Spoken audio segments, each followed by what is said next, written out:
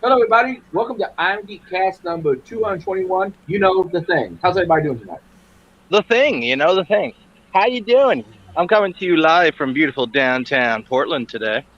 Uh, Waiting for Autumn to get her hair done, and it's nice. I mean, we got like this pretty wooded area. We got lots of people around, and yeah, fun stuff.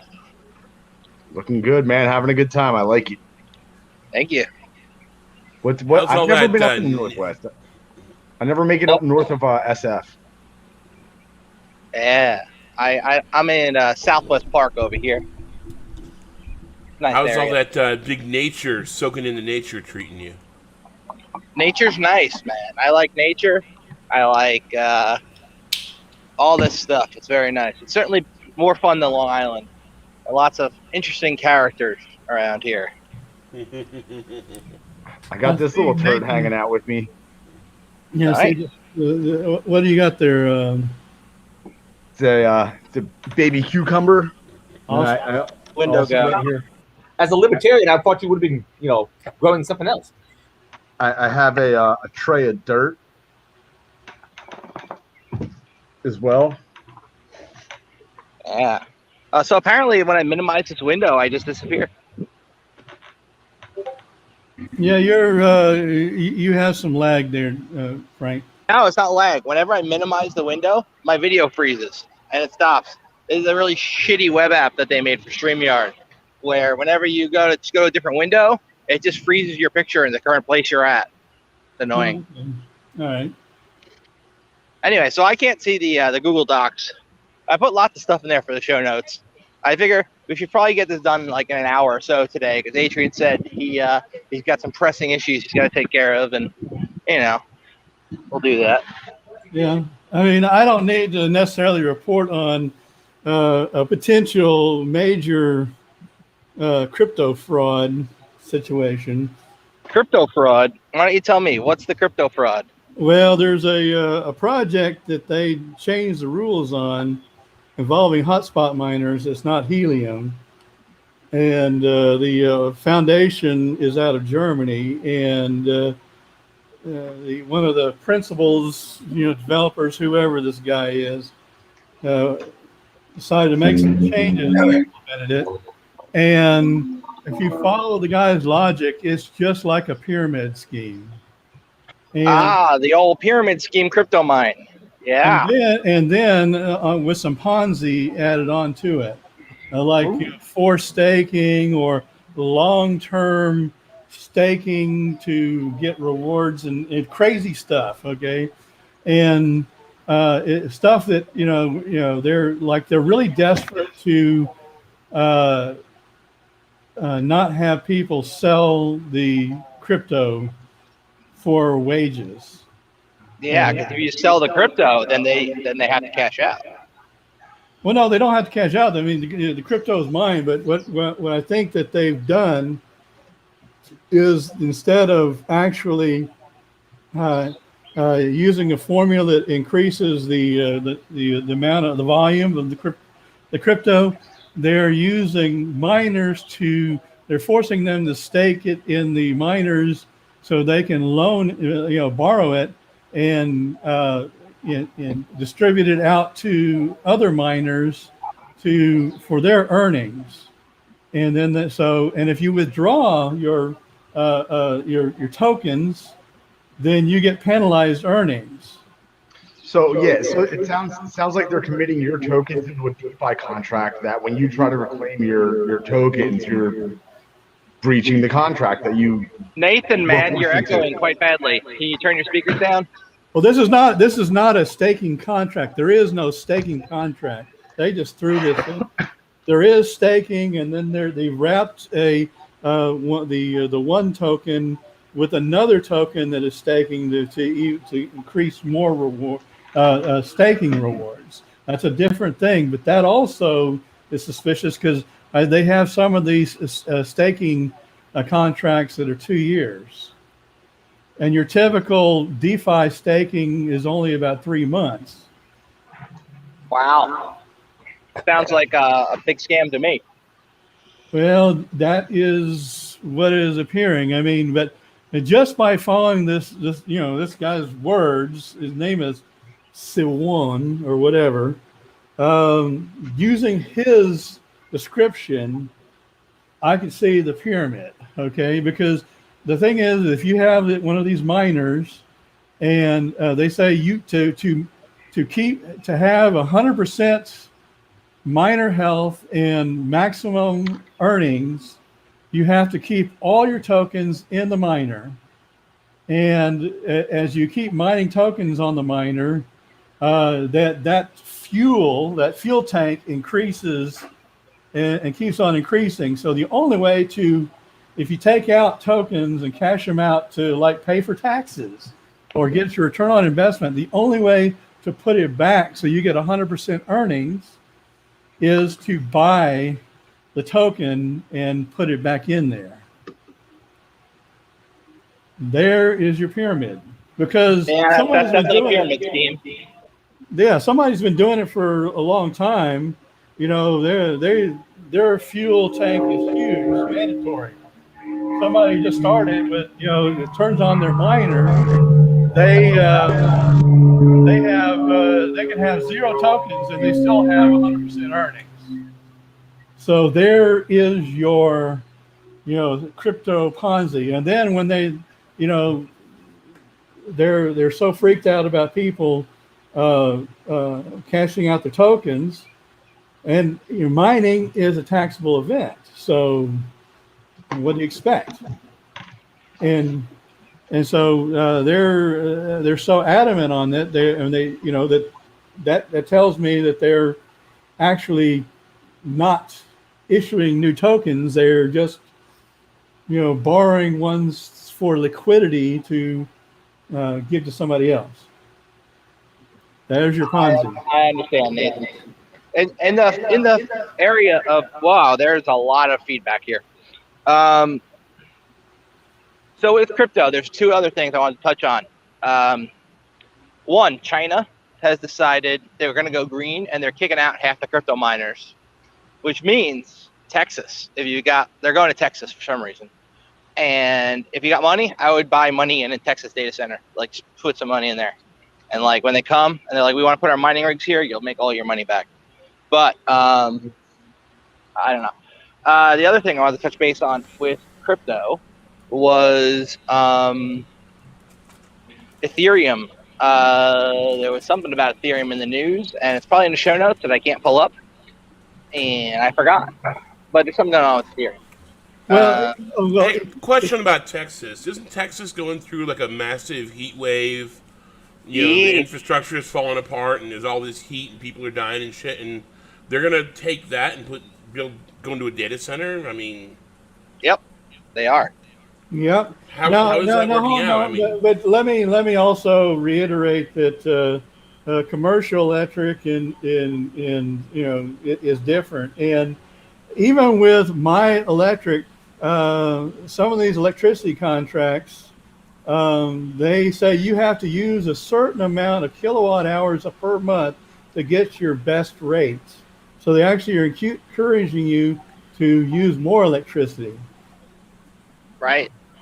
And of course, now I'm in an apartment. It's a little bit different, but they're saying, well, you need to save electricity. Well, gee, I'm keeping my place at 73 degrees all the time because I'm keeping my equipment cool because I got, lots of money and, graphics cards and stuff like that, and I am mining Ethereum. And there's supposed to be a new a fork of Ethereum that's going to reduce some of the earnings, but it's not. They're not going to proof of stake until next year.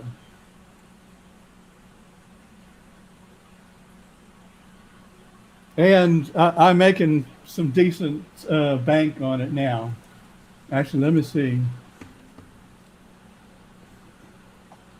Well, my hash rate is down a little bit right now.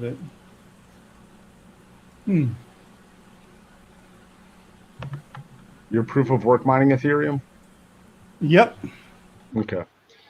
Is my audio better now that I went hardwire? Sounds good to me. All right, good. Yeah, so I don't know. The whole Ethereum thing is to me very questionable until August, September, after that whole EIP 1559 thing goes through, and we see how the miners react.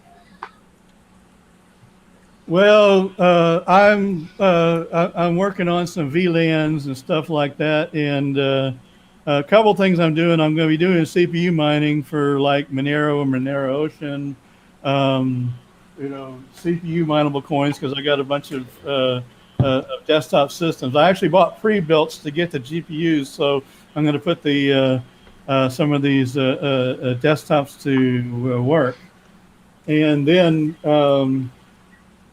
I'll be spec mining some other coins, like Ergo and Raven. There's a few of them. And So the new RTX 3070 graphics cards that if you can manage to get your hands on one are artificially crippled in such a way that they will not be able to successfully mine Ethereum. You'd be able to mine it at about 10% capacity of a normal like RTX 3080, or they're intentionally crippling it so that crypto miners won't buy them all. Well, and I'm sure we are literally a firmware update away from taking that artificial restriction off the card. I think they're just doing it to mess with miners. It doesn't matter because proof of work is going to be out the window for proof of stake in July. No. Proof of stake is not going to happen. They're going to try to start rolling it out in January of 2022. But the way they do things, we probably won't see it till March. And by that time, I'm going to be, mining other coins anyway. I mean, it just depends. And there's also Ethereum Classic. And as far as the new 3070 Ti, if I can get my hands on one of them, then I'll just mine another coin with that one. And hey, you got any cards laying around that you'd be willing to sell me? I've been trying to find a decent graphics card for a while. I got them all. Like I said, I'm repairing one. I got to put thermal pads on it, but I got them all working. Yeah, we'll talk later, Nathan. I actually bought. All right, so here's one thing you can do. Okay, so if you got, say for example, you go and you buy an EVGA, like what did I buy? It's you can get a step up agreement with EVGA that sometime in some months they'll sell you a super graphics card if you buy one of their cheapest ones at retail, and it was only like $50. I got an EVGA 210 brand new off of Walmart.com, and so I registered it, and so I applied to trade it in for a 3090. I didn't know that was even a thing. Sure is. So I did something similar a couple months ago where I tried to buy a 1022 so that I could buy a couple boxes of 556, and I got shut down. But it sounds like the same retail scam. No, they do it. I mean, there's a huge allocation for it. I mean, so you might have to wait like 2 or 3 months. And GPU prices are starting to come down, except for AMDs. Those are the most expensive. And that's also due to the chip shortage, which we have an article on the chip shortage also. Not that we're going to read it, but I mean, the TLDR there is essentially we have more demand than supply, and True, but like AMD is, I think, relying on TSMC, and NVIDIA is using Samsung. Okay, but I think that Intel, if you looked at the specs of their new Arctic 2 GPU, that is going to be a miner's dream. That's going to blow all of the other GPUs out of the water. Well, that's good. Maybe the miners will buy that one, and I can finally get a freaking graphics card. Because I bought a 2080 like a year and a half ago when I was building my system, and it's still great. But I need another card now. And when I go look, everything is sold out everywhere. Yeah, I cannot find any place. I've even got a friend who pays to be a member of a Facebook group where they give you hints on where to buy them, and he even is freaking empty. Like he doesn't know. I can give you all the hints. I know all the links to notifications. I get notifications in Discord all the time. Here's a GPU in stock here. Forget about Amazon. The buy bots can get them too fast. Best Buy will probably drop next week, either Tuesday or Thursday. AMD will drop on Thursday. Zotac, which is kind of weird, in Pacific time, they'll drop about 7 or 8 o'clock Pacific, and you have to get into a queue. And once it gets congested, there's no way. I'm trying to think of who else. Can you put together some of this stuff for me? And like I'll look through it because I'm not gonna remember it. I might have to rewatch the cast to figure it out. But oh yeah. I mean, there's a whole a whole bunch of information about finding GPUs. But let me tell you something. Your 2080 is still one of the most powerful GPUs out there. So don't get. I got the Super though. I got the 2080 Super. I didn't get the Ti.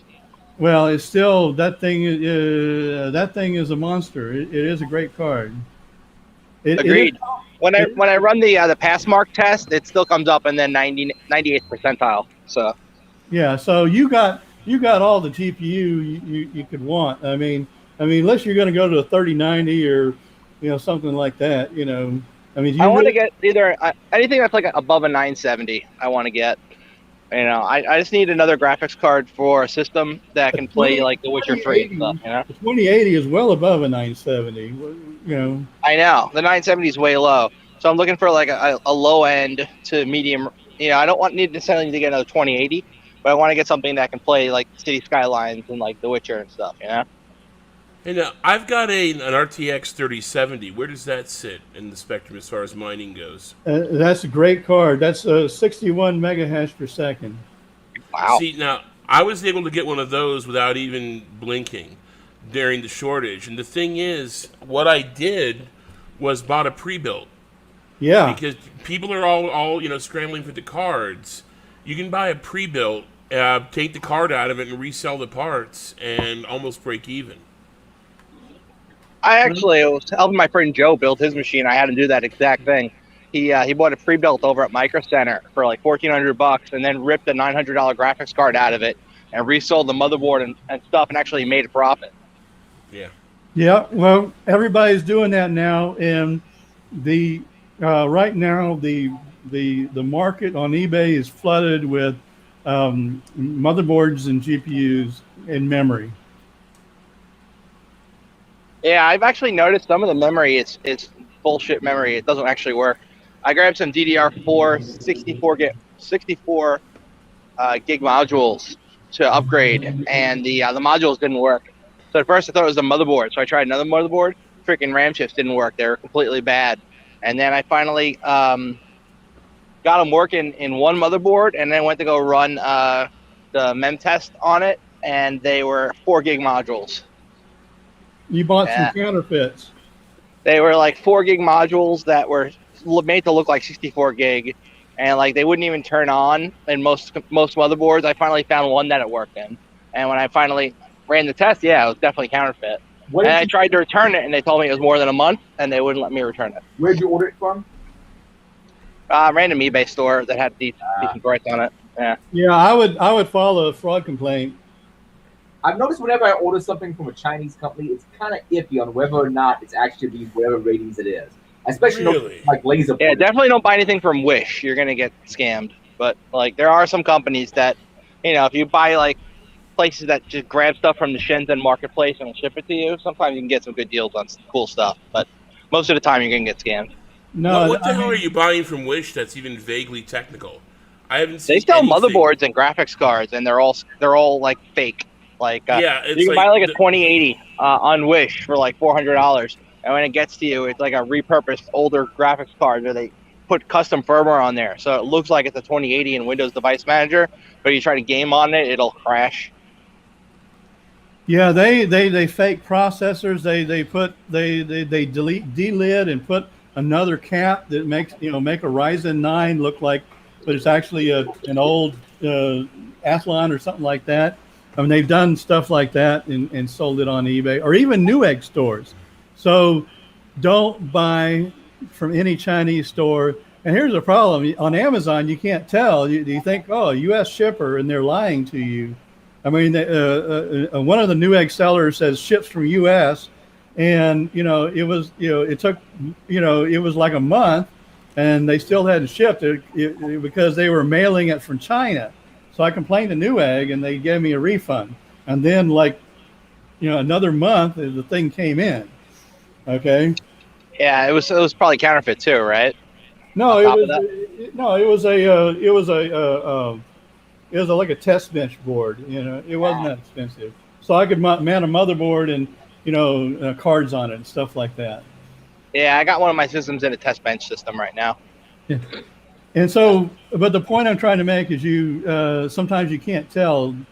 And so, because they will say ships from U.S. and you really got to look them over. And by the way, that company that did do that disappeared from Newegg. So, I mean, these guys they're fly-by-night operations. They'll just open up under another name. They do the same thing on eBay. Like sometimes they'll be the same shop name and they'll just append the number to it. It's a huge scam. Like they get caught, they just open another one. Yeah, I know. It's bad. I mean, yeah. So basically, only buy sex toys from Wish. Don't even buy those. You don't want to get something broke off inside you. No, you probably want to get that from Amazon because it may be made in China, but usually they're pretty good about it. Yeah, it's amazing actually when you dig into it, the amount of sex toys that Amazon carries. It's pretty interesting. You wouldn't expect it. The return policy is pretty interesting too. You try and return a sex toy to Amazon, they'll be like, "Yeah, you can just keep it. We'll give you your money back." Yeah, they do that. Well, they do that with a lot of things. How do all you guys know this? Yeah, that's actually a whole scam people got going. They mark down which things Amazon does not want back, and then they go out and buy a bunch of them from different Amazon accounts, and then cancel them all. And they're like, "Hey, Amazon, I want to return this," and Amazon's like, "Keep it." All right. Well, let me tell you what I did. I did buy a couple of pre-builts. Actually, I bought 4 pre-builts. I bought 2 HP Omens, and I bought 2 ABS 3080 systems. And okay, and the ABS systems were very expensive because they had EVGA FTW Ultras in them. I mean, high premium graphics cards. And so, yeah, that was, with tax and everything, shipping and everything, that was about $3,000 a piece. But, wow. But they came with like 32 gig of decent, they came with Asus tough motherboards. They came with good Intel CPUs. I mean, really good quality components, terabytes of M2 flash, solid state. The only thing, in a good case, good fans. They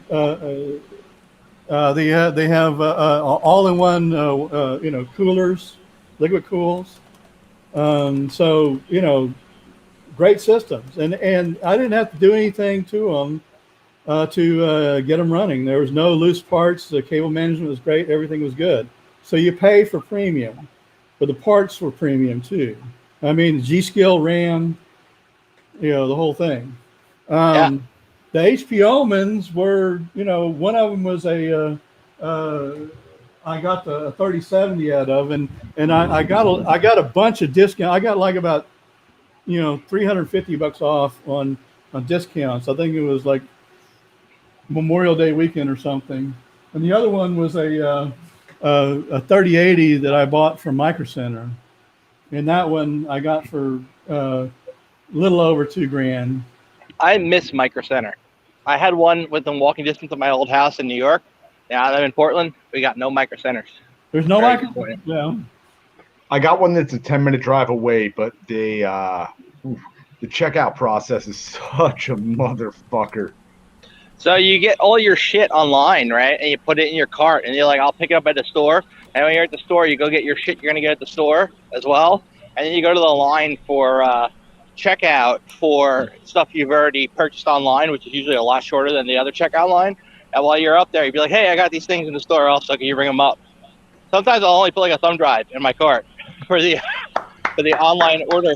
And then I buy all my shit in the store. I go to the online order section to check out with all my shit. And everybody hates me.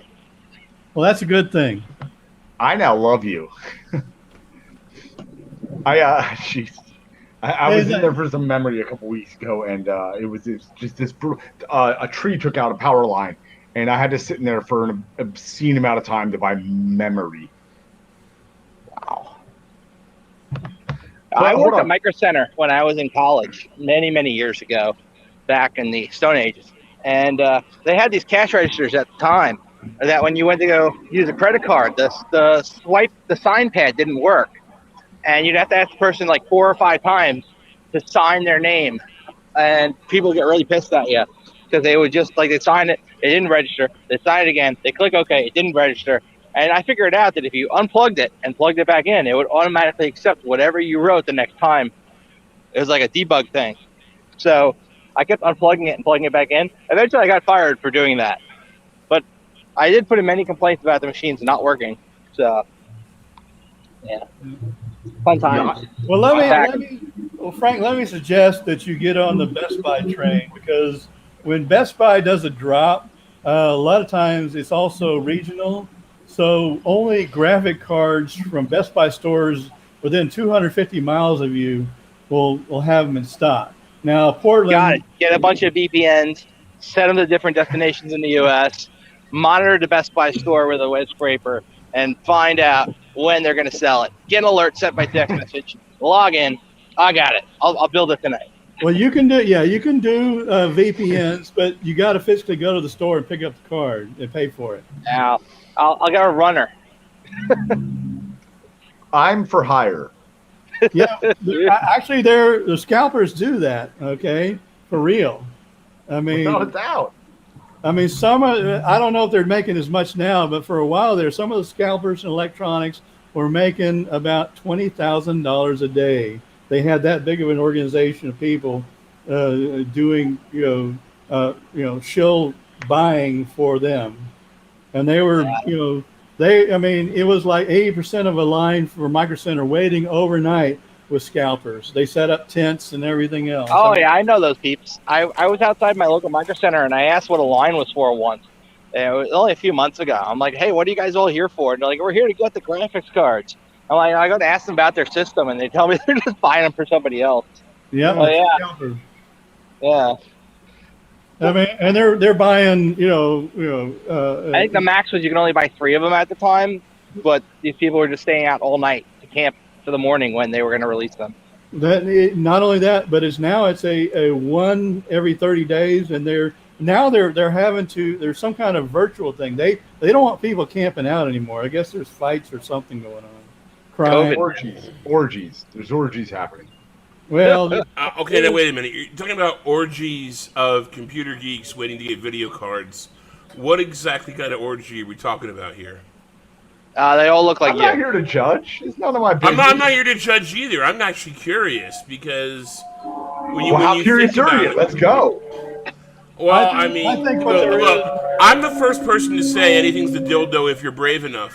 But what I'm saying here is that, what kind of orgy is that? I don't think we're going to be looking at the old school Roman orgy here.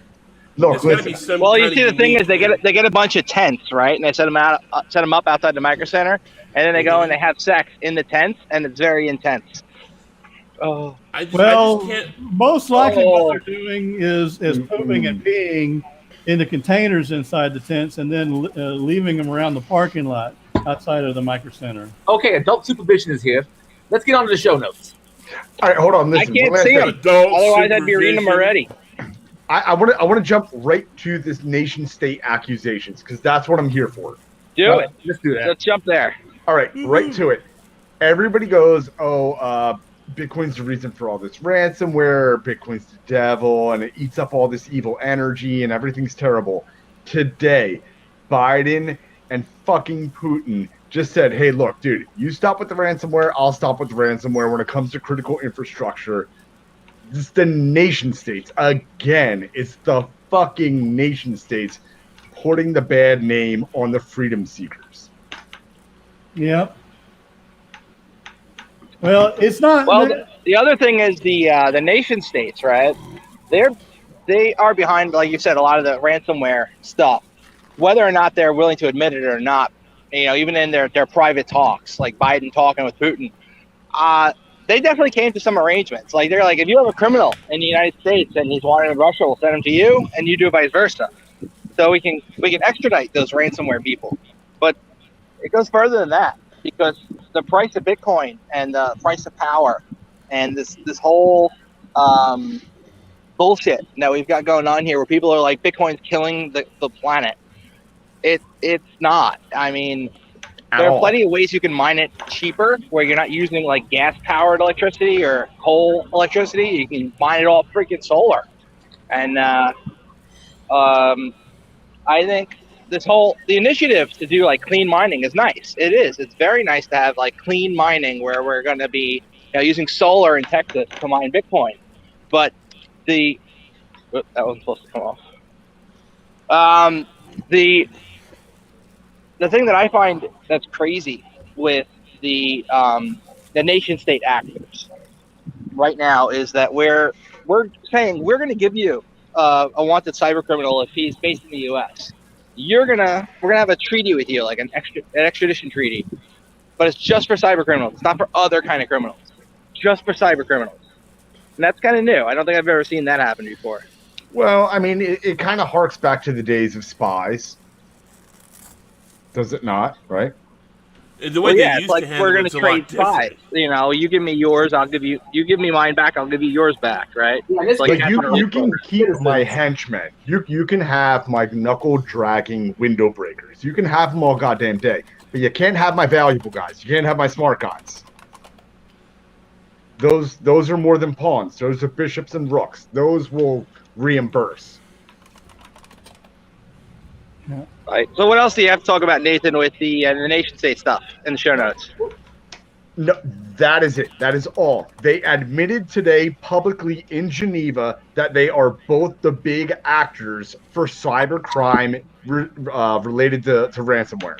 So fuck them. That argument no longer exists. All right. Right. Well, anyway, to put when you brought up concerns about Bitcoin mining, for example, let me give you the simple facts. 100% of the ASIC miners are made in China, and they're not very efficient. They're not even that sophisticated. They just do one thing, and that's do the algorithm for Bitcoin. Or they have Ethereum miners. They have all sorts of miners, and they use a lot of power because there's so many chips. What about using an FPGA instead of an ASIC? Well, it's X-Link and Intel, and I mean, Intel could make some really good algorithm miners, okay? And they could do it very energy efficiently. They're some of the low-power leaders as far as wafers and stuff like that. So they could do it. I got another question. I know jack shit about quantum computing, but I've heard people talking like, oh, wait till they get a quantum computer and it starts mining Bitcoin and it'll be game over, man. And I don't think there's any merit to that, because just from what a little I know about it, it sounds like complete bullshit. But is there anything to that, you think? There's merit to it, but it's going to be a while before you can go down to Radio Shack and buy a quantum computer. Right, but I mean, you hear stories about people in universities building them from off-the-shelf shit. Yeah, it's not going to happen like that. Okay, first of all, most of the crypto algorithms are quantum resistant. Okay. True. All right, so it's just not going to work. And the thing is that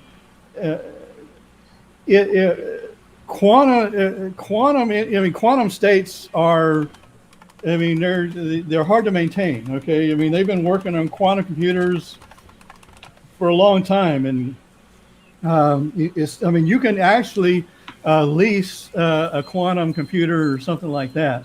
I see them. Well, you can lease an AWS. You can get a system with a super badass graphics card attached to it. It's like 100 times more powerful than a freaking 3080, and you rent it by the hour for like $4 an hour.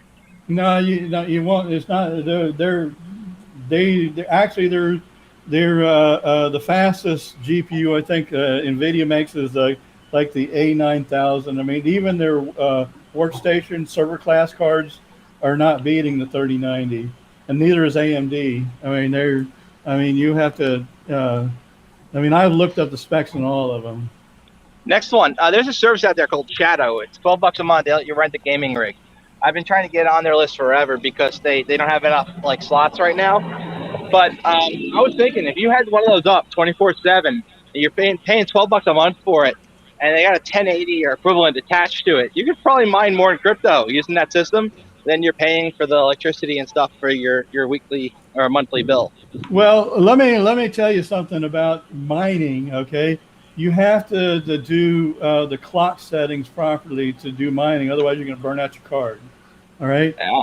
And you're going to use a lot of power. I mean, you lower your GPU clock and you raise your memory clock, and you get the settings optimized, and you lower your power. Do you have to be in the BIOS to edit those settings, or can you do it from within the OS?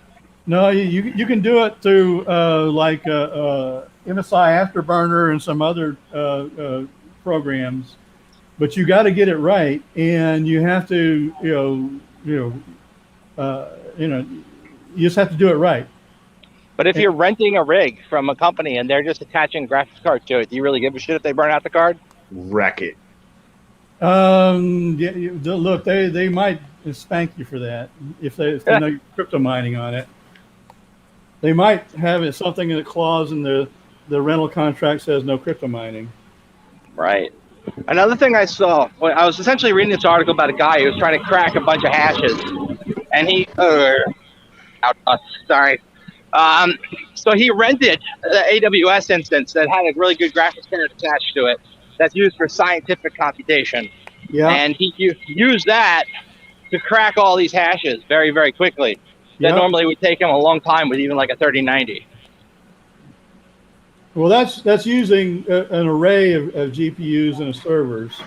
Okay. Yeah, it was using it's a thing you can rent that's done for like doing oil, like trying to figure out where oil is underground. That's like the main use they built that thing for. Processing. Yes, I used to do navigation for that. I worked there. Yeah. So I know the stuff very well. Very cool. All right, what else is in the show notes? All right, I got show notes open here. Let's see. Okay, the first one is White House regulatory regime related to crypto related to ransomware. Okay. I mean, Bitcoin, they can trace Bitcoin, so. Yeah, unless you use a Tumblr. It's a little bit harder to track it that way.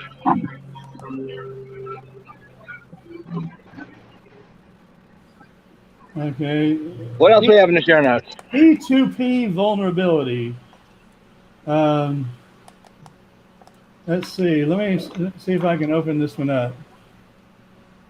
Okay, ZDNet. CISA warns manufacturers of through tech vulnerability.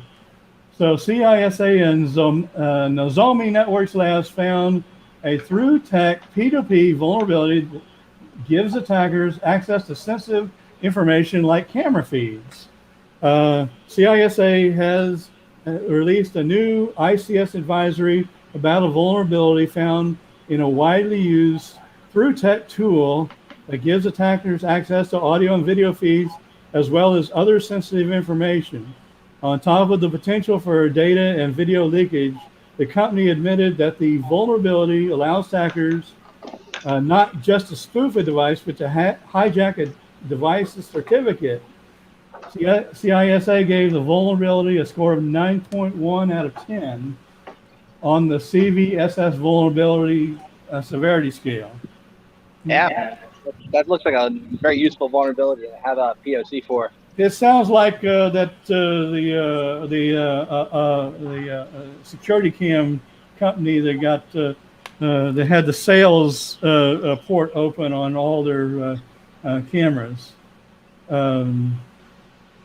Remember those guys, the cloud-based? I think it's I remember. That was some hacker went to jail for that recently. For hacking all those accounts. Was it Nest or something else? It starts with a V, I think, or something like that. Yeah, it wasn't the Nest cameras. It was camera feeds that were used in like where they have Tesla. It's in the show notes from a few weeks ago. That hacker got caught and went to jail, but he didn't go to jail for hacking the cameras. He got caught for something else he did. Yeah, we almost bought those cameras. Thank God for LEDs. We replaced all the LED lights because that would have been a bigger return on investment than security cameras. Yeah, the IR LEDs paired with a decent security camera make it really, really good. Take a shitty security camera and toss in IR LEDs, it's a little bit better too. Well, I can't. I'm not gonna. I'm not worried about the camera company because they got the salesperson got really mad at us for dropping them that year, but they were outvoted. All right. What's next in the show note? All right. So, and by the way, this ThruTech thing sounds like they could just do a good firewalling and that stop this problem. The problem lies in just not keeping their stuff, A lot of companies allow outbound everything. Yeah, that's dumb. All right, Google opens first Pixel store. Okay, so why do we care? Yeah, let's just skip that one. Go to the next one. FBI aims to keep valuables. 86 million cash found in safe deposit store raid. Uh-oh, that's not cool. Yeah, man, those civil forfeiture rules are a bitch. Yeah, they're thieves. That's called stealing. Okay, the thieves. Move on. Yeah, and that's a YouTube and okay. Is that one of those anonymous places where you can anonymously, no ID, no nothing, rent a vault kind of thing? I don't know. But we had a spur of those here in Vegas over the last couple of years. And every time they shut down, it's the same damn problem. Somebody ends up keeping everything that's inside of it. Because there's absolutely no way to tell who owns what. That doesn't mean that the FBI can just steal it. No, well, no. But the thing is, they're. What are you going to do? Are you going to say, "Oh yeah, that $6 million and that half pound of cocaine in safe number 12, yeah, that's mine." It's got to go. Well, somewhere. no. So yeah, what you do is you go like, "Well, that's not mine. I can't take it. I can't touch it." If they can come sneakily get it out of here, it's theirs. They win. That's the way it works. But if you can't, I mean, what are they going to do? It's going to be, they'll probably hold on to it as abandoned property, and, by standard law, you don't claim something after X many days, it goes somewhere. Well, I mean, if your car gets towed, right? That's completely different. Completely different. How? Car has a title. Car has a license plate. You say your car gets towed. That kind of sucks, right? That sucks. Yeah, but the thing is, there's ownership there. There's ownership there. Yeah, it's unfortunate. These places, right? These places are completely anonymous. No name, no paperwork, no nothing. You have the key to Vault 1, 2, 3, 4. You come and go as you please, and there's nothing to connect you to that whatsoever. It's completely different than having a car towed. Car towing is worse than theft. It's extortion. Okay, it's extortion at the worst level, because once you get to the tow lot, they're going to say you can't give your car unless you give us 500, 600, 700, some arbitrary amount of money. Well, no. This actually is kind of worse, because at least there's like some type of like protocol in place where they justify the theft at a tow yard. However, right? No, I'm saying however, it's justified. In this situation, they're going, "Oh, you were also trying to be private on top of that? You can't be private. We're taking that shit. It's ours." Yeah, the problem is, what if the shit's illegal? Well, there have been cases where like old people crossing the country with their life savings in the trunk. Cops pull them over, take the life savings, say you must be using this to buy drugs. Won't give it back to them. Drag it out for years in court. Yeah. Oh yeah, civil forfeiture, getting pulled over with a car full of cash, and it's gone. Yeah, that kind of thing happens, and that's shit. And there are places that are fighting against that. Right. But again, we're not talking about that. We're talking about anonymous. No trace, no ID, no paperwork, no nothing. A guy puts a vault He goes down to Costco and buys a vault, spray paints a number on it, and puts it in a warehouse.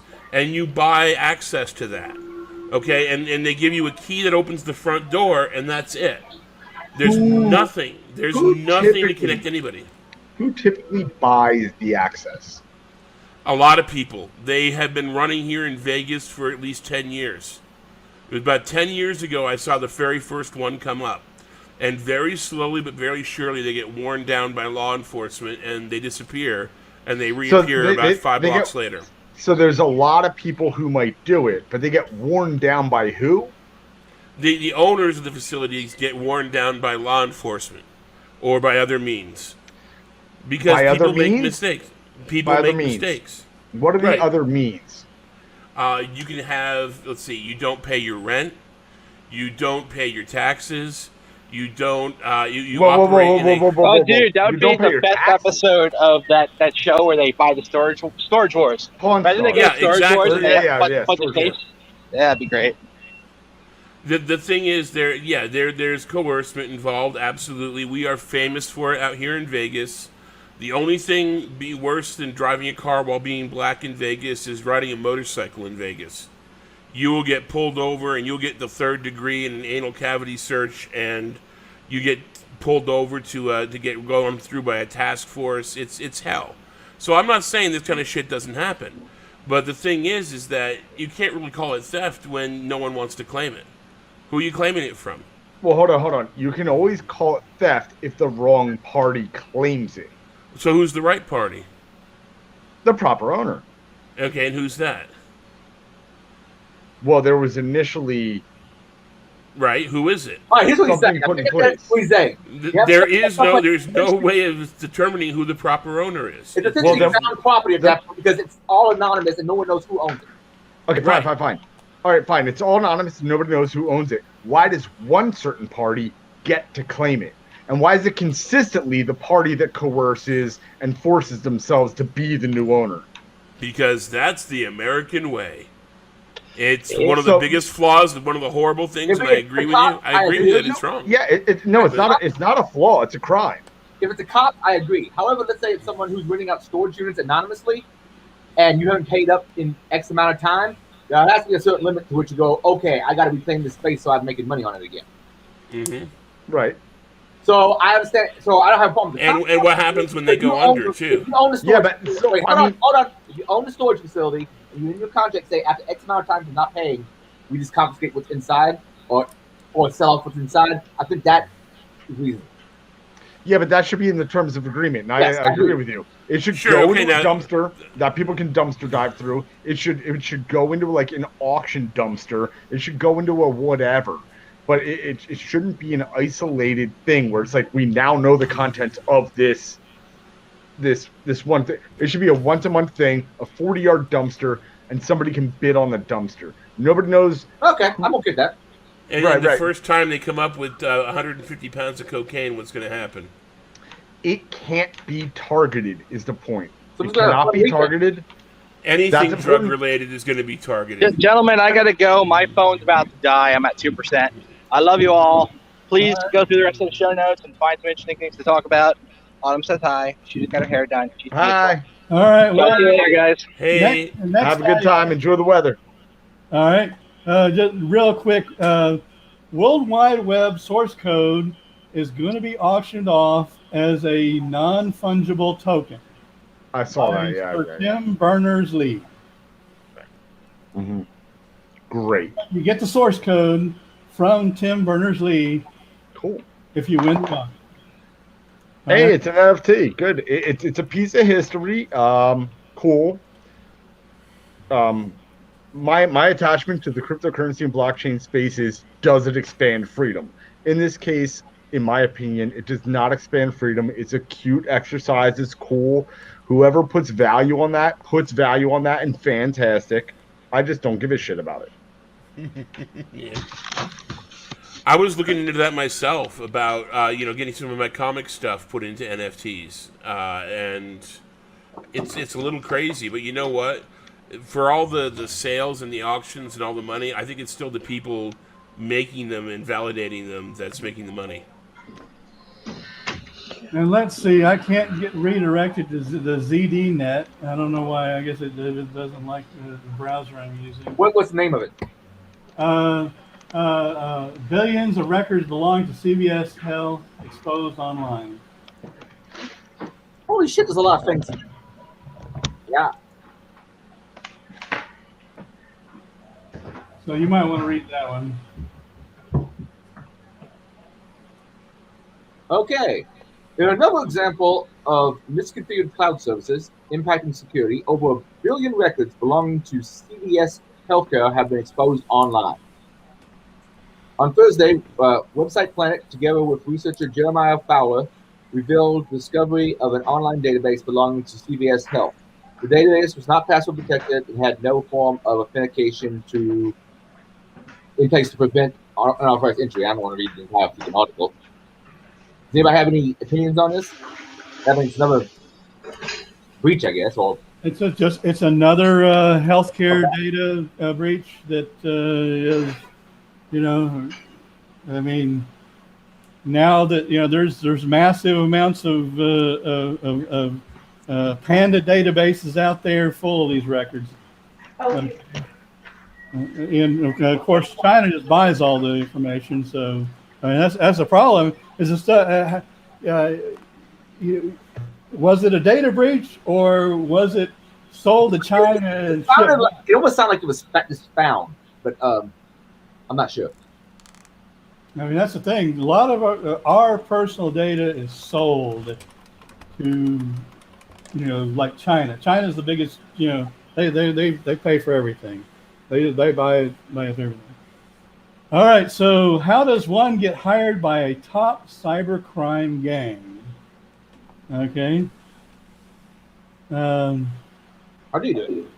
And let's see. DOJ last week announced the arrest of a 55-year-old Latvian woman who alleged to have worked as a programmer for TrickBot, a malware as a service platform responsible for infecting millions of computers and seeding many of those systems with ransomware. Just how did a self-employed website designer and mother of two come to work for one of the world's most rapacious cybercriminals groups and then leave such an obvious trail of clues indicating her involvement with the gang? This post explores answers to those questions, as well as some of the ways TrickBot and other organized cybercrime gangs gradually recruit, groom, and trust new programmers.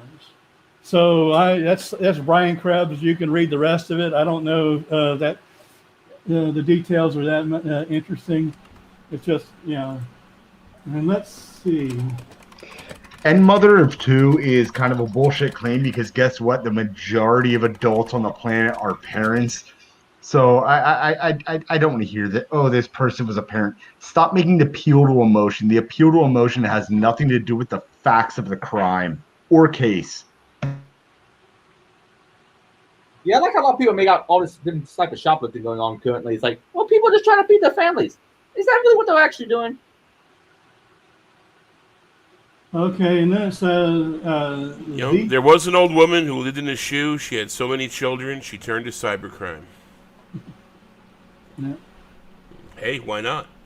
And so here is the Cybersecurity 202 from the WAPO. The Justice Department is racking up wins despite encryption concerns. Okay, so the Justice Department has been racking up significant victories against criminals who rely on encrypted communications, even as it maintains that the strongest form of encryption makes its work harder. First, the department clawed back about $2.3 million that Colonial Pipeline had paid Russian-based hackers to unlock its computer systems from an anonymized Bitcoin account. Then the FBI joined global law enforcement in a blockbuster arrest of over 800 criminals it had tricked into planning operations on an allegedly encrypted messaging app that was secretly controlled by the FBI itself. That operation, dubbed Trojan Shield, was a particular coup because the FBI lured the criminals by promising just the sort of secrecy that had bedeviled its own operations for years. in the process, uncovering evidence of contract killings, robberies, and even cocaine stuffed pineapples. Okay, so that is the highlights of that one. Yeah, so those grotesque pieces of shit had access to this information in real time and let murders happen. They wanted to obfuscate themselves until they felt that they collected enough information that they could drag enough, bad guys in. Well, at what point do you become the bad guy? You become the bad guy the second you let the first person suffer because of your fucking gross decision. This is really an unforgivable case of a few people in a branch of government deciding to literally play God with human lives that are now over. Isn't that what happens with any government? Yeah, I mean, Any government does that. That's nothing unique. well, I mean, you can look at all the cases of COVID. Wiping out COVID, every time Yeah, you go right, to war, right. you send a bunch of However, people out to die. I mean, However, in this circumstance, they're demanding praise for it. They're going, "Hey, we stopped some bad guys. and A again, lot of people what had to government doesn't? die." Well, I'm just wondering if they got information on it, or they actually just did not disclose the information while it was happening. I don't know. I mean, It could have been totally out of their control. Right, The minute the jig was up, people are going to start dying no matter what. that's true. right. So Okay, from what I bad understand, guys are gonna bad. Okay, the feds move in on a mafia style group. The first thing they're gonna do is start offing each other so people will stop talking. I mean, who here hasn't seen Casino, the movie? if Okay, only it well, was that innocent. If it I was was thinking only of, it's not a that. matter of innocent. Who fuck innocent? People are dying. That's I the was bottom thinking, line. I was thinking of Goodfellas. Yeah, no matter how you look at it, people die in this sort of industry. You can't pin that responsibility on any Yeah, I one mean, organization. I'm not going to make the assumption that they. Well, no, you most certainly can because there's one group of people that have titles and that wear a certain uniform that think that they can absolve themselves of their very brutal actions that result in losses of Anybody can life do that. incessantly Anybody can from do their that. direct actions. Anybody can do that. Any government, any organization at all can do that. There's nothing special about that. Did you see in the news last week? Okay, a pregnant woman driving a car. She didn't pull over in what the cop thought was fast enough, so he did a bump maneuver on her, and she flipped and rolled her car. Yeah. I saw the story about that Okay, poor this pregnant is woman. nothing new. This Right. is No, it's nothing not new. new. However, in circumstances like that, the argument can always be made that it was just a freak case or it was one bad guy. But no, in the It's situation that not. we're There. talking You about, trying to say we're one saying bad that there was cop? a Yeah. coordinated effort to cover up a bunch of known deaths. That that murders could have been stopped, but we chose not to stop X amount of murders because we wanted to sneak around a little bit more. That's based on the assumption that they knew about the murders. They could have been completely out of their control. Could have been surprised by them. They Again, had bad no, guys are gonna bad. they had real time access to the information. Also, Bad guys are gonna bad. So what happens? You get real time information. You're listening in on the conversation. Bad guy A says, "Hey, bad guy B, we're gonna kill bad guy C tomorrow at noon." Now, okay, I think if they don't move on that, suddenly they're culpable. No, I'm going a step back and saying you're calling the wrong person bad guy. All right. If two people consensually I'm go going into from an the agreement, perspective, if two from the people go into perspective an of the agreement, government. or there are two people that go into an agreement saying that, hey, if this doesn't happen or that doesn't happen, then we're going to execute some violence on each other or something like that. That's a lot different than having these government agents go, all right, we coerced a guy into creating a backdoor so that we can get out of a bad sentence. Then what we're going to do is use another nation, so we're not responsible. We're going to have another nation have real-time access to all this information, so we can still execute arrests and searches and stuff like that, but we'll let lives be lost. Because that was the whole cute thing is they had to bring in a third-party nation, so That's it any didn't. government, any organization on this planet. They do it every You day. still want to stop it. Okay, it is evident. Maybe it is. But You can't still stop trying it. to How stop are you going to stop it? How are you going to stop it? So how do you then how could you dare call anybody a bad actor except for the government. There are people Anybody playing in can a be. weird I can be a dark bad field, actor. but it's not a bad actor. Anybody can be a bad actor. It's a matter of a point of view. So, and I don't know the You know what? The guy that smashed in my car window to steal my parking sticker, to me, is a bad actor. I don't need a government to come in here and tell me whether or not it is. right. Okay, that person was a bad actor. It's a point of view sort of thing. But no, let's look at where it's consensual. Let's look at where it's consensual. Well, I certainly didn't give consent to anybody to break into my car, so I guess there's no consent there. Right. So that makes him a bad actor. Now let's look at other things that are called violence. UFC fighting, boxing, football, and stuff like that. Oh, it's violence. It's not. It's consensual. It is not in the least bit violent.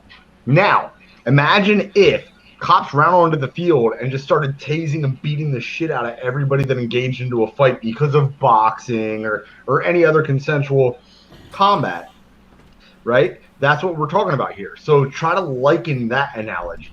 It happens all the time. We're going to start having it here in Vegas pretty soon. Right. So if we got the football team in here, the people who say, "Oh, my team sucks, your team sucks," they start beating each other up. And the cops are going to start cars, dude. I know. So that's going to start happening. That's just the mentality of stupid people who think that they have a team and they have to defend their team. Meanwhile, they're paying $50 for a beer, $700 for a seat to watch people throw a ball. I mean, pathos aside, you play stupid games, you win stupid prizes. Actually, how many sports riots actually happen in the U.S.? Most of the ones I hear about in Great Britain seems over soccer. The sports fights, they happen every time there's a major game, like a Super Bowl happens all the time. Whenever there's a major world championship, what do they call that shit in baseball? The World Series. This shit happens all the time. Oh the people get hopped up on cheap beer, buy a $500 jersey, and say, "This is my team, and if you don't like my team, you suck, and I'm going to beat you up." I mean, this happens at the grade school level, for fuck's sake. That's how dumb some people are. I'm from Philadelphia. I like the Yankees. I like the Mets. Well, fuck you. Bang, bang, bang. I mean, it's the funny thing is the bigger mayhem happens with the winning team, not the losing team. Yeah, it doesn't matter win, lose, or whatever. They just want to fuck shit up. Well, I know that. I mean, it's a phenomenon that's common in Europe. I mean, Britain, has the Yabo. I would say they invented it. it. I mean, the football riots. Yeah. But go up and say Chelsea, say Arsenal, you're going to end up going home in a bag. Yeah, those are from football hooligans. Right. Anyway, let's getting back to the actual show notes. Okay. Uber's software bug results in let's see, what is it? Another pickup for Uber. Some drivers were being charged for giving rides. So isn't that what they do? No, the driver had to pay for it. Oh. It was a software bug, so they kind of charged the driver instead of charging the customer. Okay, so more problems with Uber. TikTok. Let's see what else. That was all right. So how much longer is that gig economy stuff going to last? It's already pretty thin, and if fuel prices go up, it's going to be, I mean. Was there some law passed in California for the sake of the labor unions that made it Uber kind of have problems? It's been a while since I looked at it. Well, yeah, you already saw the shortage of truck drivers because a lot of, the chip shortage and. No, I'm talking about something. There was some law that was passed about the gig economy because they said, well, you're exploiting these workers, but these workers don't necessarily want the rigmarole of normal employment. And I'm trying to remember what the opposition's even called. That was the one where they forced the companies to have them independent contractors instead of something else. Is that what you're talking about? I'm pretty sure they were always independent contractors before, but there was something that made them to be more than that. But both the company and the people who were working for them, like Uber and so on, didn't want that. Never mind. Forget I said anything. I don't remember the name of the particular. Yeah, I know what you're talking about. I don't remember the name of it either because we had something similar here in Vegas when they tried to get rid of Uber. But the thing is, the taxi mafia here is practically non-existent now. It's really not as powerful as it used to be. Well, and also, let me tell you, I knew somebody who was doing some Uber driving, and just a few customer complaints. Just because they want to be spiteful, the Uber driver loses the job. Okay, and it could have, it doesn't matter if you know, you know, if it doesn't matter if it was fault or not. It was just you're gone. Yeah, So, that's the way the whole economy works right now. So, Somebody says something bad about you on Twitter, you can lose your job just as fast. Barry, can you repeat the NTF thing? Someone put that in the chat. I just saw it just now, and it was posted quite a few minutes ago. But James Smitty asked, Barry, can you repeat the NTF thing? Non-fungible token. Okay. I wasn't looking at the chat. Sorry about that, James. Yeah, I mean, Well, the World Wide Web source code being made into an NFT? Let me see. Because I can rip through it real quick if you don't mind. Go for it. Okay, so Bitcoins are supposed to be like dollars, where every single Bitcoin is exactly the same, just like every single dollar is exactly the same, except for maybe a difference of a serial number so you can differentiate them, right? But a non-fungible token is a way of issuing a token that there's cryptographic proof of issuance. However, each token carries very, very unique attributes, right? So naturally, the attributes that would be unique in this case would be the source code of the World Wide Web, and you would be able to check how many were issued, and then decide from there the scarcity and how much you liked it and what you think the market demand would be and everything like that. So it's like creating a Bitcoin based exclusively on this one non-fungible thing that happened, this event, this occurrence, this code, and then that's it. It's non-fungible. It cannot be copied. It is unique. But you could sign it over to someone else if you wanted to. Yes, yeah. But you can verify the issuer, and you can verify how many were created. Are they still doing the bit where there's residuals paid when it gets auctioned off or sold? Look, man, they're doing what they want. I have no idea. No. I read something casually about this. I didn't know if it was true or not. That's why I'm asking. What was the question again? Whether or not they're still doing residuals. Like, if I create an NFT and I sell it to you, and when you sell it to someone else, I get a piece of what you get for it, and so on and so on. Yeah, so my buddy Ken does that. And so I just went down to Miami for a conference about a week and a half ago that had a lot of gaming stuff involved and a lot of NFT and stuff involved. And what I put out ahead of time was I said, if you're making money in NFTs, I'm very happy for you, but leave me the fuck alone. If you're making money in DeFi, I'm also very happy. But these things do not expand freedom, so don't talk to me about them. So while I understand them and how they work and everything, I try my best to detach myself from them. Well, what kind of freedom? I mean, shit. If I can take some of the comics I create and, like, say, make NFTs out of the covers, and all of a sudden I'm getting $500,000, that's freedom for me. I mean, I just made some money. Right. So the NFTs are cool in that they give an individual artist freedom, right? Mm-hmm. But what's good for them because artists get fucked over pretty badly in the current regime. Yeah. Like people that I talk to that go, "Oh, NFTs have no value whatsoever." I'm like, name me like one bad boy artist that has ever existed that hasn't like talked shit on record labels, that hasn't talked shit about intellectual property rights and how they're owned. Well, not until after their contracts run out. I can talk to some that don't talk shit, but I know internally the mayor had problems. But I don't know. Like Roger Waters, you saw the news about him this week, right? Yeah. Uh-huh. I mean, he's pretty well set. He can afford to tell Vios to fuck off. But the thing is, we saw the same thing 25 some odd years ago when Levi's wanted to license Holiday in Cambodia, and Jello Biafra said fuck no, and the rest of the Dead Kennedys said fuck you, and they sued him for Right. stopping it because they wanted to make that Yankee dollar. Yeah, so think of it this way: it's a step towards decentralizing IP rights. And goddamn if that ain't freedom. But I mean, it's not freedom the way that like Pirate Chain It's is freedom to not pay 2 cents for your literally 2 cents for your artistic work. You actually get some worth out of it. It's collapsing the monopoly and the stranglehold that companies have on artists. All right, so in the big freedom scheme of things, I don't think that it's really that much freedom. Yes, it empowers the artist, right? It empowers the individual. But the problem is these people, and I've seen this very much firsthand, they don't extend that into looking for further freedom. All they care about is themselves. So when you have something like Bitcoin, where nation states can bite the hand that feed and say, I don't care about you, IMF, or,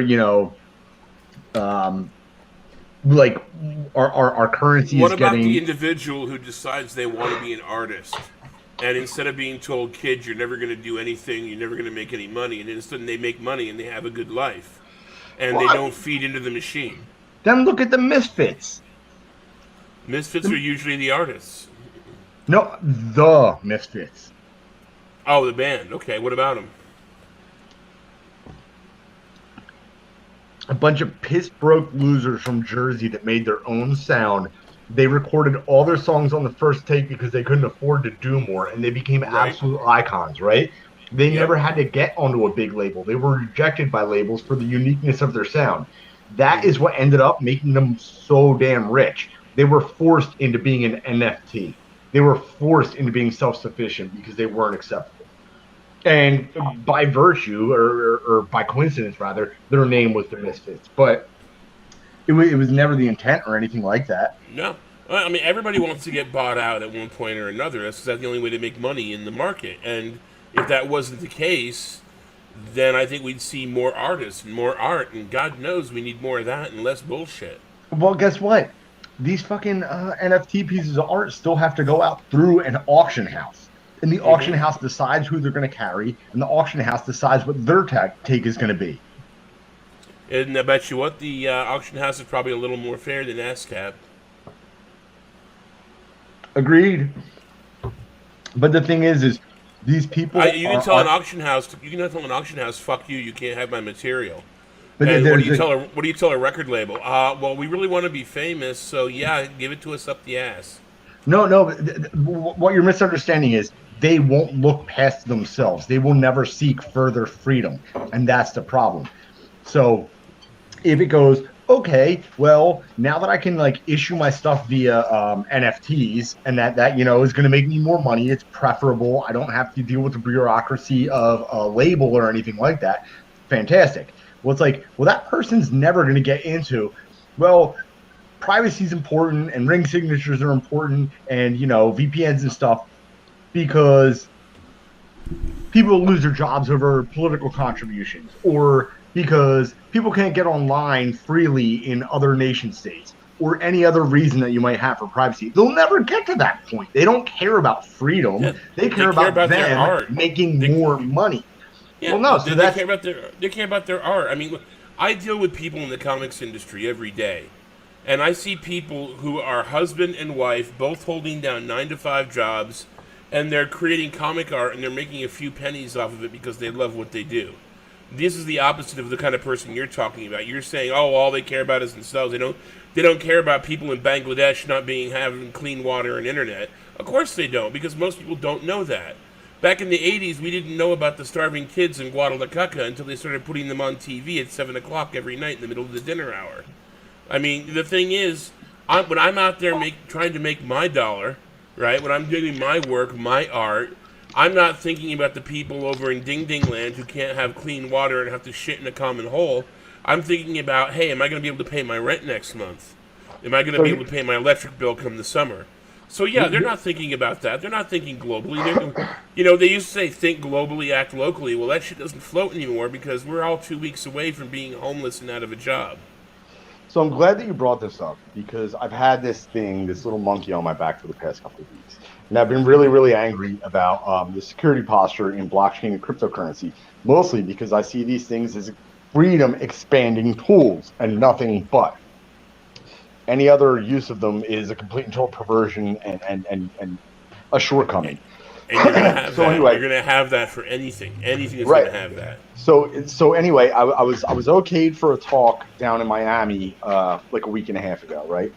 And the person I told the person I wanted to talk about security, and they put me down for an OPSEC talk, and then I thought about it, and I was like, there is nothing but OPSEC to these people. There's protect my body, protect the information that surrounds me, and protect my keys, right? And this is one of my big major gripes. These people, because they know about OPSEC and because they protect it and because they look into it further, they have this Dunning-Kruger approach to security as a whole, where they're like, well, I know OPSEC, so that means I know everything. And now the problem with blockchain and cryptocurrency is that it's decentralized. So you have your miners over here, you have your devs over there, you have your bag holders over there, you have your shilling paid influencers over there, and you have all these actors in the space, none of which will ever hold each other accountable for due diligence of any kind, right? And then so the devs look down to the chain and they go, well, the chain's secure, and I have fucking dev goggles on, so I'm not going to say that my code is bad, and I don't want anybody poking through my code, and there's no budget for it. We can't come up with a budget because we're decentralized. And the bag holders don't care because they just want to see the price go to the moon. And nobody can care about security in the cryptocurrency and blockchain space. They can't because they don't know about it, and no one has the obligation to learn about it. Because and the worst part is, on top of not having the obligation to know about it, they already think they know everything about it.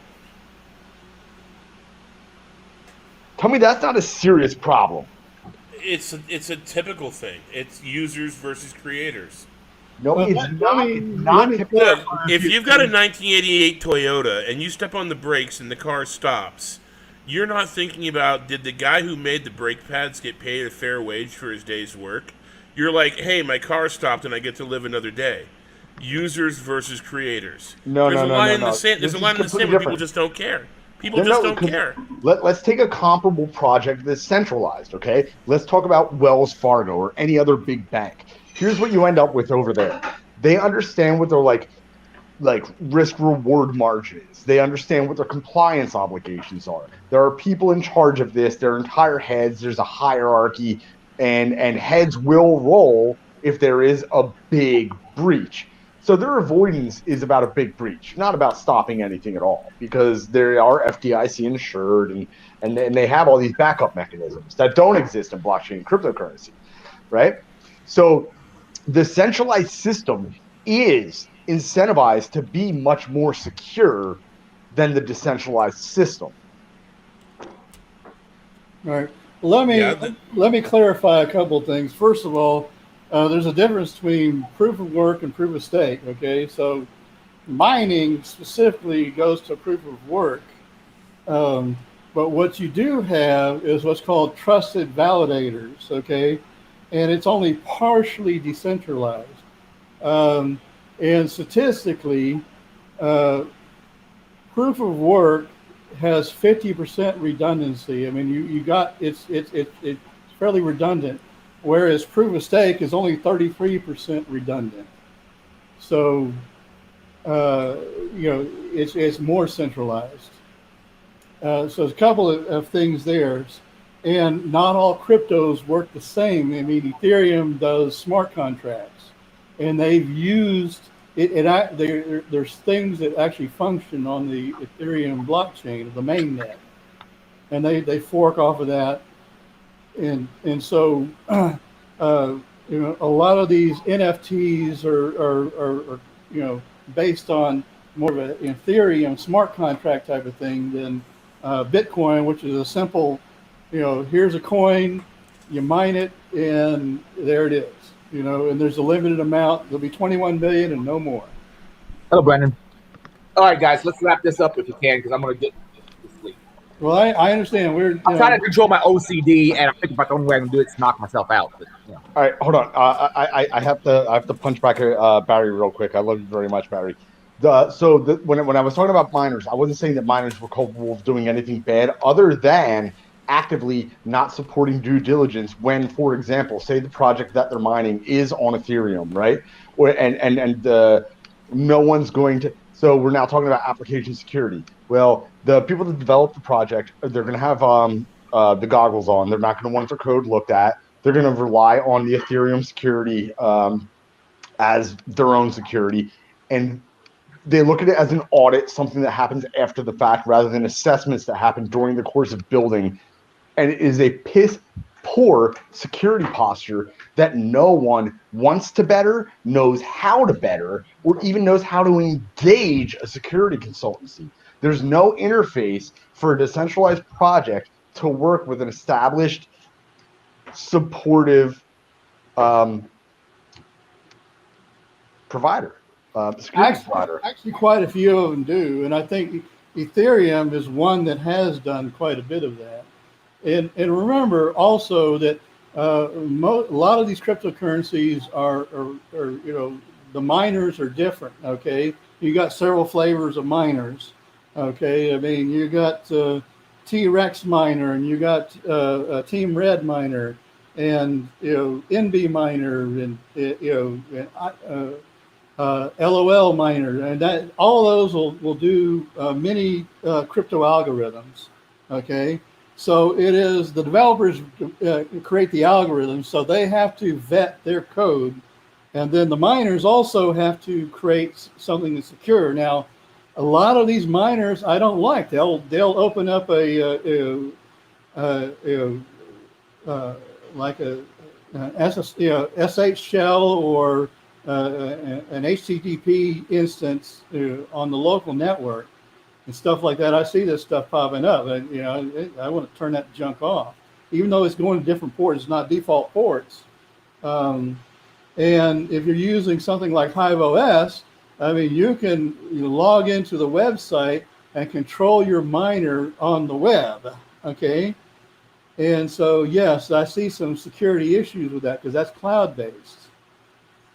And once I saw that, now everything that's Hive OS is on a separate VLAN and goes straight out to the net. So, there's a bunch of things. So I understand this. Well, so another interesting thing about Ethereum mining is before Ethereum mining, there was Bitcoin mining. And Bitcoin mining was get your hash rate up, find those blocks, secure the network. Okay. Yeah. Ethereum mining got to the point where it was like leapfrog other people, gamify it, and win more blocks through savvy rather than virtue of securing the network. And so this leads to people going, okay, well, you know what? Maybe it's not so good of an idea to mine Ethereum if there's going to be too much competition. Maybe we should get into speculative mining, or let's get into burst mining, or let's any of the other mining games. But the idea of securing networks is long gone, and it's now the miner goes, A, I have to pay my bills, and B, I have to make the most amount of money however I can. It may not be a chat delay. Maybe I'm just not noticing it till much later. I'm talking to Brandon Stella, I guess. Guys, I'm going to end it because I'm going to get off to do something. And yeah, we kind of gone off in a tangent on this. I mean, I can leave it running for you all to keep chatting if you want. I love all of you. No, I don't think we need to keep chatting. Barry, have a good night. IronGeek, do it. Adrian, Delchi, I still love that picture. All right, see y'all next week. All right, take it easy. All right.